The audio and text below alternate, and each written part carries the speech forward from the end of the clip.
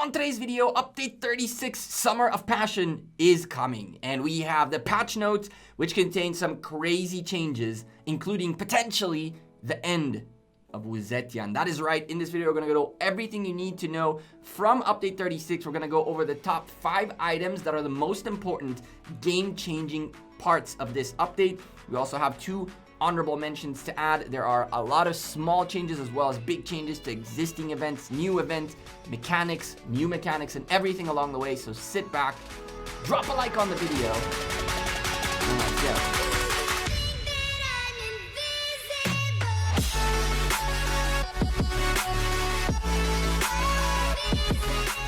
Hey there YouTube, welcome back to Gekko Gaming. Update 36, the patch notes are out, and oh my goodness, the changes they made. Lots of events being changed, new events coming up, Wuzetyan being killed. Yeah, that is right. We're going to go over all that and more, but before we start though, I'm a sponsored content creator by Rise of Kingdoms. If you enjoy the content, smash the like button on this video, and of course, hit the subscribe button, turn on the bell to get a notification every time we upload a Rise of Kingdoms video. Tomorrow, stream, 4 p.m. UTC. See y'all there. And those of you new viewers, welcome. I hope to earn your subscription today. And by the way, excuse the blueness that you see when I move. I'm still fixing up the blue screen and all that good stuff. So it's still there, not there yet. But hey, now you can see the green Gekko on everything. By the way, Gekko merch down below in the description. Gekko shop / merch shop. Anyway, update 36 is out. It will be in the game next week, exactly in 1 week. It should be a 3-hour update like always, and it becomes a 4 and 5 hour update because that's how it works. But still, in a week it'll be out, hopefully. And let's dive straight into the top 5 things in this update you need to know. This is in no order whatsoever. I kind of went on a chronological order just for it, but it doesn't really mean that the first one is the most important one or last one is the most important one. The first one is the first point. We're getting a Summer of Passion event, which is a seasonal event in Rise of Kingdoms. This one is going to be an alliance one rather than an individual one. If you want to see the difference between them, carded up on the top right are both types of events and how you can maximize your rewards out of them. We're going to, of course, cover this event and go through the strategies and everything we go through in order to make sure we have all the best rewards out of this. If you don't want to miss that, make sure you're subscribed to the channel. But yeah, this is a an alliance-based event. As you can see, it says here, Sea of Fireflies collect chest points to earn rewards for you and your alliance members. There's going to be the usual, the special item, the 7 days of questing for great rewards. All that good stuff is coming up. And then, of course, you get to exchange in Summer of Night Memories, whatever items you get for rewards. And we get Race Against Time again, which is an event where you kill as many barbarians as quickly as possible, the higher level the better, in order to potentially score some sweet legendary commander sculptures. Pretty straightforward. I always love seasonal events. The seasonal events are some of the most fun ones. They give great rewards. They come with recharge rewards, which means get ready to spend those $15 every single day for 5 days to get those 30 sculptures if you're someone who spends money on the game. If you're not someone who spends money on the game, the alliance-based events are a little less good for you because you're going to need to spend gems in order to get the maximum sculptures available rather than just gather for free with the regular alliance ones. And you'll end up spending like 7,000 gems in the process. But the 7,000 gems in the regular one, you get 7,000 gems back and a ton of sculptures. And in here, for 7,000 gems, you'll get 7 sculptures, which kind of blows. But still, seasonal event, very cool. That's point number 1 in this update, and it's actually a fairly neat one. They've made a bunch of little changes. The equipment system is getting a whole overhaul on how it looks like on the effect screen and the status of how many blueprints you have and all that good stuff. They are kind of revamping how the equipment system looks like, which is kind of neat. Not a point we're going to go into too much. Point number 2, though, is actually Ian's Ballads. Ian's Ballads kind of disappeared, and it was a real bummer because I wanted the revival set really badly. And now they made a bunch of changes to it, which are awesome and make this event even more fun than it already was. They optimized a few things, which I really like. Governors can also now get rewards after defeating non-chieftain enemies, so you can consistently gain rewards. And I don't know if those rewards will include the blueprints and whatnot, but the more rewards, the better. During the campaign, Governor's troops have faster march speed when not in battle. So essentially when you're moving around or you got killed and you're coming all the way to where you were before, to where you got to and all that, you can just fly through it, which is great. The more march speed, the quicker we get this event done pretty much. It's less of a hassle to wait for the marches. I love it. Made adjustments on how power affects matchmaking. Decreased the event difficulty accordingly. Nice. That makes it easier for anyone who's struggling with this event right now. When Governor's troops are defeated, role skills have their cooldown and energy bar resets. So troops can immediately rejoin the fight once sent out again. That's kind of cool. They reset the skills as well as the energy bars, and that way you can get back in the action real quick, which is awesome. And campaign restores troop strength as well as roll energy bars. Camping restores troops strength as well as roll energy bars, allowing governors to use their skills more often. You can pretty much camp for a bit, get your skills, and get it done with. I really like these changes. So far, so good. And of course, they made adjustments to some of the skills. It goes to show how much they're trying to improve their events. I really like Ian's ballads as it was. It was a little tedious, but it was fun. And now it's not only less tedious, it's going to be more fun because you get to do it a little bit quicker with more skills, with more damage, and you can just camp, right? Which is kind of cool.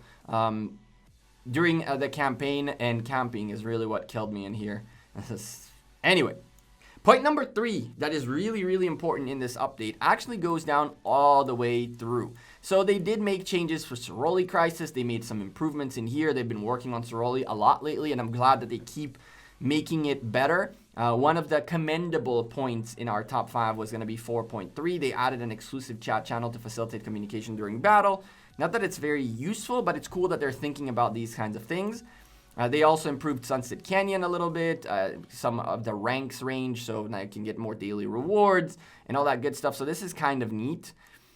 But the really, really important things are in other changes in 7. There's also Silk Road improvements. I don't really do Silk Road that much, so I guess. You can get some individual credits just by following the caravan as it travels, which is kind of neat. I guess I got to do them more often now. But here is the big change. We're going to start off with 7.4. This is point number 3 in our top 5 changes in this update. Returning to your home kingdom from the Lost Kingdom will no longer use a targeted teleport and will instead use a random teleport. Hallelujah. You had to use a targeted teleport to get randomly placed on your kingdom. So why am I using a targeted teleport? I've had this feedback sent before. I've said this before. I think that is kind of dumb that I don't get to pick where I go in the kingdom if I'm using a targeted teleport. Looks like Lilith agrees. Random teleport it is. Awesome. Finally, a little bit of use out of them. And quite frankly, I'll see myself coming in and out of Lost Kingdom more often. Not going to lie. I'll definitely do that this season more than before. Specifically because I have that many random teleports to use and I didn't want to waste targeted teleports, which are incredibly needed for fighting. And so, great. 2 thumbs up. But then, they dropped the bomb on us. Point number 4 in the top 10 points is Wuzetian or however you want to call her, will not be usable in Lost Kingdom Season 2. Instances of Lost Kingdom currently in progress or Eve of the Crusade starting stage will not be affected. So, if there's a Lost Kingdom going on right now, or you're in Eve of the Crusade, or you will be in Eve of the Crusade by the time of this update, you're lucky. You still get to use Wuzetian in Season 2, but after that, no more. And that kind of kills Wuzetian. That really does. Because back in the day, her main utility, you get her out of as a reward for Season 2 of KVK. But then a little bit after that, I believe a couple of months after that, come Atel Takeda. And then you're completely kind of useless again, or is it Season 3? Maybe you do get one more season, maybe. But the point was, Wuzetian's main strength came out of KVK and Ark of Osiris. But as soon as Atel Takeda came out, Wuzetian went out the window. Because Atel Takeda would just destroy her. And everybody rallies with Atel Takeda, so rest in peace Wuzetian. Folks who had her expertise used to use her as a bargaining chip, per se, to go into younger kingdoms to be a protection for Season 2, which anyone who is a native to that region or to that KVK that didn't migrate will not have that kind of a defense, and so have a little bit of a disadvantage. Every single Lost Kingdom Season 2 now has a Wuzetian in it, which is kind of dumb, considering she's the reward for that event. And so it's really good to see that Lilith are essentially doing that. Is it the end of Uzetian? I think so, and I'll tell you why. Her life shelf, or her shelf life, I guess it's called. I always flip the two. Her shelf life goes out the window really, really quickly. Because now all she's really good for is the time in between Lost Kingdom 2 and the time until Takeda come out. Once until Takeda come out, she is rest in peace. And that's for ARC and for KVK just as well. So again, her shelf life just went out the window. Everything you could use her for beyond is just gone. Because now you could have said, well, at least I'll go to a younger kingdom and get to enjoy my Wu Zetian one more time in KVK. Nope. You might be able to do it in Season 3. I don't remember if Season 3... Based on the new timelines, I don't know if Season 3 comes out before or after Atel Takeda, or they come out in the middle of that. But even then, once Atel Takeda are out, Wu Zetian is out too. And this is huge. This is great news for those who are looking to enjoy the game from the beginning to the end and had to deal with a Wu Zetian migrating out of nowhere where they had no chance to get it. It's fair. It just sucks for those who have her because, yeah, that just cut the shelf life of Wu Zetian out the wazoo. That kind of sucks. And with that, other change number 6, increase the area of effect of Theodora's active skill.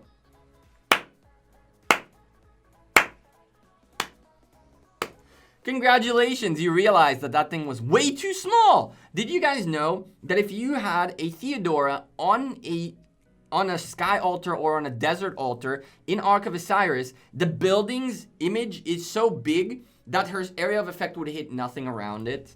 That was actually hysterical. She's getting a buff. Theodora is getting a buff. Now, again, this might change her quite a lot. A lot of our impressions on her early on were how small that area of effect is. And so what I'm going to do right now is I'm going to pop a screenshot of Theodora's skill before and after, and we're going to see the differences and see how much it grew compared to YSG or not. So that's something that's going to be available in the channel once the update is done and good to go. A great change, a big change, a huge change, which could change Theodora's usability altogether. We might have to expertise her as well now. Man, that would really suck. Those are the 5 items that I found the most like game-changing, impactful items. We'll go over them really quickly. It was Wu Zetian no longer being used in KVK Season 2. Returning from Lost Kingdom will now cost you a random teleport, not a targeted teleport. Increased Theodora's active skill size. They added a brand new event that is the Summer of Passion seasonal event. And they improved Ian's ballads, which was great.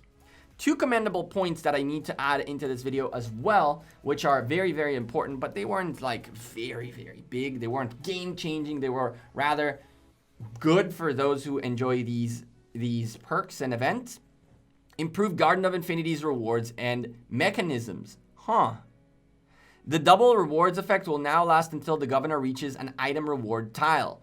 I feel like this is straight made for Chiskel. I feel like that's straight made for Chiskel. That's 7.7 improved. Make it so that the double rewards, that's straight up made for Chiskel. I believe Dragothian also made a comment about this change that should happen, and that's cool. That's cool that they're making this change. I like the change because it works for us. I don't like the change because it's like you're essentially saying consolation prize. Anyone who gets a 2x essentially gets to guaranteed a reward. And I did hit a 2x and then hit a home tile, which was just a gold key and a gold die, and that's that. I have hit previously a 2x, which was a +3, and that was a rip. I have hit those, and it sucks, but I kind of like the idea of there being places where you get punished. And yeah, it costs you gems where you get punished. But then again, it's kind of like a gamble, right? And what they're doing is essentially giving consolation prizes for anyone who hit a 2x and then something else. It's good. I'll take the extra rewards for sure. I'll keep that double in case I hit a purple instantly after. I'm like 2 thumbs up as far as I'm concerned. But I also see a negative in it, if that makes any sense. And the second commendable point is actually right below it. Adjusted the king skill tax. It costs 50% less gems to use. And the resource cap has been increased to 12 million per resource type. imprison's cooldown has been increased from 3 hours to 15 hours, and the duration has been reduced to 10 minutes. So 2 skills have already gotten themselves enough data on them to realize that they're not as effective the way they are. Imprison now can only be used every 15 hours rather than 3, which I feel like it makes it even more useless. And then duration has been reduced to 10 minutes rather than 15. That makes it even more useless. Because at 15, if you imprison someone who's also in War Frenzy instantly, then you have 15 long minutes worth of taking care of that person. Now that it's down to 10 minutes, I mean, I can be in War Frenzy another 5 minutes and go teleport away. So I understand why they made these changes. I don't think they're that great. I mean, nobody's used Imprison on me yet. I'm sure anyone who got imprisoned is very happy about this. The tax thing, fewer gems means it'll get used more essentially, and more resources being taken away from players. It's not fun, but I can see why they're doing these changes. These are important changes for y'all to know. They are game mechanic changes that are crucial for your gameplay. I'll add a little bit more comments here. Just like, I like the fact that they made like a whole thing about improvements, right? So Ian's Ballad's got improvements. Ceroli Crisis got improvements. Sunset Canyon got improvements. Silk Road's got improvement. So they pretty much took all of their events, their recurring events, and improved them further and further, which goes with the policy of Lilith, which is we'll use data to make adjustments and changes. I would assume that because these events don't happen that often, they happen once a week, once every 2 weeks, it took a few iterations, and well, Sunset Canyon is a different story, but it takes a few iterations of the events to get enough data to know where the pitfalls are and what things to change. I'm okay with this update. It's great because it's making a lot of improvements to events and adding a new seasonal event and all that good stuff. The other changes are the more crucial part of this update. The other changes really change a lot of mechanics in the game. Some of them are not like as important. For example, point 2, acquired a commander. When newly acquired commander is upgraded, a record of all the items used is kept in the commander's information page. It's not that significant, but it would be nice to know how many gold stars I used to expertise to get a 6-star legendary commander, for example. But how many sculptures you use is kind of straightforward, and it might be a hint to maybe potentially there being a situation where sculptures might change, question mark. And the other thing in here that might be worth taking a look at is when a governor uses passport pages to immigrate to a different kingdom, all governors in that kingdom will receive a notification message. I don't know why you would spam kingdoms with messages, especially kingdoms that are not Imperium, that are getting like 30, 40 people to migrate in the same day or from the same kingdom. That's just a lot of spam in the mailbox as far as I'm concerned, so not a big fan of it. But anyway, let me know what you think in the comments down below about this update. I'm Gekko. I'm out of here. We went over the top 5 items that changed the game, in my opinion, in this update, and we went through a bunch of other little changes and commendable mentions. If y'all enjoy the content, don't forget to drop a like on it again and subscribe to the channel. Discord down below for all your questions, comments, whatever it is. All are the comments below as well. Take care and have a good one. Peace.